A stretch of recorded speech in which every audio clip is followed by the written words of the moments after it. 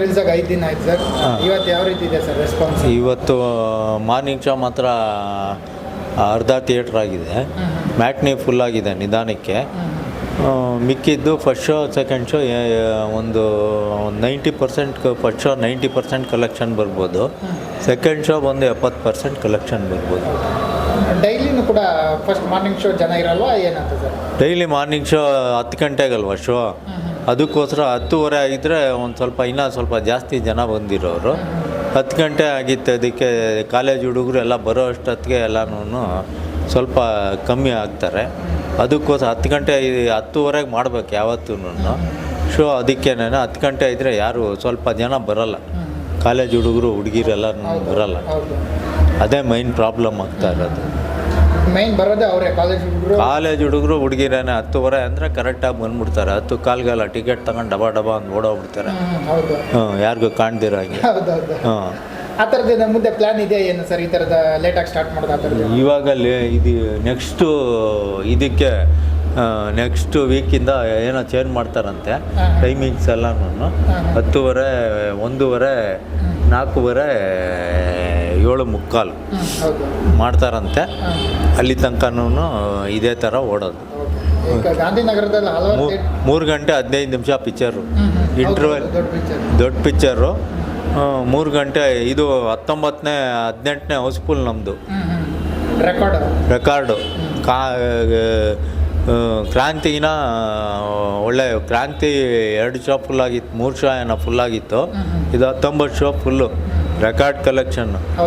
ಹಾಂ, ಇವಾಗ ಥಿಯೇಟರ್ ಬಂದಾಗ ಅನುಪಮನೇ ಮೈನ್ ಥಿಯೇಟ್ರಲ್ಲಿ ಆಗಿದೆ. ಅನುಪಮ ಲಕ್ಕಿ ಥಿಯೇಟ್ರ್ ಬಿಡಿ, ಯಾವತ್ತಿದ್ರೂ ಯಾರಿಗೂ ಎಲ್ಲರಿಗೂ ದುಡ್ಡು ಮಾಡಿಕೊಟ್ಟಿದೆ. ಹೌದು, ಲಕ್ಕಿ ಥಿಯೇಟ್ರ್ ಅಂದಮೇಲೆ ಲಕ್ಕಿ ಥಿಯೇಟ್ರೇ ಅದು. ಎಲ್ಲರಿಗೂ ದುಡ್ಡು ಮಾಡಿಕೊಟ್ಟಿದೆ. 24 ಲಕ್ಷ ಕಲೆಕ್ಷನ್ ಆಗಿದೆ. ಅಂದ್ರೆ ಇವಾಗ ಹೇಳೋದೇನಂದ್ರೆ ಎಲ್ಲ ನಮ್ಮ ನರ್ತಕಿನೇ ಆ ಥರದ್ದೆಲ್ಲ ಕೆಲವೊಬ್ರೆಲ್ಲ ಹೇಳ್ತಾರೆ, ಅದೇ ಬೇಕು ಅದೇ ಸಿಗ್ಬೇಕಾಗಿತ್ತು ಆ ಥರದ್ದೆಲ್ಲ ಹೇಳ್ತಾರೆ. ಎಲ್ಲಿದ್ರು ಇವಾಗ ನರ್ತಕಿ ಥಿಯೇಟ್ರ್ ಅವ್ರು ಹೇಳ್ತಾರೆ. ನಾವು ಅಪರ್ಣ ಬಗ್ಗೆ ಹೇಳ್ತೀವಿ. ಇದು ಅನುಪಮ ಬಗ್ಗೆ ನಾವು ಹೇಳ್ತೀವಿ. ಅನುಪಮನೇ, ನರ್ತಕಿನೇ. ಅವ್ರವ್ರ ಥಿಯೇಟ್ರ್ ಅವ್ರು ಹೊಗಳ್ಕೋತಾರೆ. ನಮ್ಮ ಥಿಯೇಟ್ರ್ ನಾವು ಬಿಟ್ಕೊಡಲ್ಲ. ಯಾಕಂದರೆ ನಮ್ಮ ಥಿಯೇಟ್ರ್ ಇಡೀ ಗಾಂಧಿನಗರ 40 ವರ್ಷದಿಂದನೂ ಹೆಸರು ಮಾಡಿದೆ. ಲಕ್ಕಿ ಥಿಯೇಟ್ರ್ ಎಲ್ಲರಿಗೂ ಏನು ಎಲ್ಲ ಹೀರೋ ಮಕ್ಳಿಗೂ ಇದು 25 ವಾರ 35 ವಾರ ಓಡಿರೋ ಫಿಲಮ್ಗಳು ಇಲ್ಲಿ ಎಲ್ಲನೂ. ನಾವು ಯಾವತ್ತೂ ಯಜಮಾನ 35 ವಾರ ಓಡ್ತು. ವಿಷ್ಣುವರ್ಧನ್ ಫಿಲಮ್ 3 ಫಿಲಮ್ ಫ್ಲಾಪ್ ಆಗಿತ್ತು ಅವಾಗ, ಗಂಧರ್ವಗಿರಿ ಎಲ್ಲನೂ. ಆಮೇಲೆ ಸ್ಟ್ಯಾಂಡ್ ಆಗಿದ್ದು ಇದು ಮಾಡಿ, ಯಾವುದು ಬಂಧನ ಮಾಡಿ. ಆಮೇಲೆ ರಾಜ್ಕುಮಾರ್ದು 3 ಪಿಕ್ಚರೂ, ಕಾಮನ ಬಿಲ್ಲು, ಆಮೇಲೆ ಇನ್ನೂ ಯಾವ್ಯಾವುದೋ ಪಿಕ್ಚರು ಫ್ಲಾಪ್ ಆಗಿತ್ತು. ಆಮೇಲೆ ಅನುರಾಗ ಅರಳಿತು, ನಮ್ಮ ಥಿಯೇಟ್ರಿಗೆ ಹಾಕಿದ್ರು. ಆಮೇಲೆ ನಮ್ಮ ಥಿಯೇಟ್ರಲ್ಲಿ ಒಳ್ಳೆ ಕಲೆಕ್ಷನ್ ಬಂದಿದ್ದು ಅವ್ರಿಗೆ. ಆವಾಗ ಲಕ್ ತಿರುಗ್ತು ಅವ್ರಿಗೆ. ಆವಾಗಿಂದ ಬಿದ್ದೇ ಇಲ್ಲ ರಾಜ್ಕುಮಾರ್ ಅವರು. ಹಾಂ, ಕರೆಕ್ಟಾ? ಹಾಂ, ಬಂಧನೂ ಅಷ್ಟೇ. ಬಂಧನ ನಮ್ಮ ಥಿಯೇಟ್ರ್ ರಿಲೀಸ್ ಆದಮೇಲೆ ವಿಷ್ಣುವರ್ಧನ್ ಆವಾಗಿಂದ ಗೆಟಾನ್ಗೆ ಆಗಿದ್ದು. ಹಾಂ, ಇದು ಕ್ರಾಂತಿ ಆಗೈತಿ. ಕಾಟೇರನು ಕೂಡ ಅದೇ ರೀತಿ ಕಾಟೇರನೂ ಅದೇ ರೀತಿ.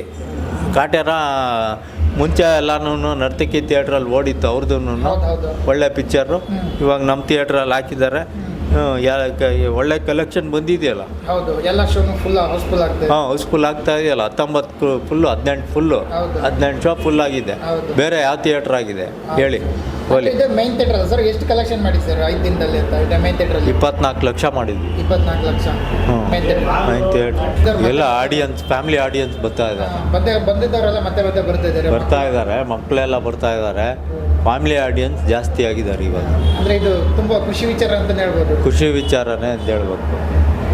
ಮುಂದಿನ ದಿನಗಳ ಮತ್ತು ಕಲೆಕ್ಷನ್ ಜಾಸ್ತಿ ಆಗ್ತದೆ.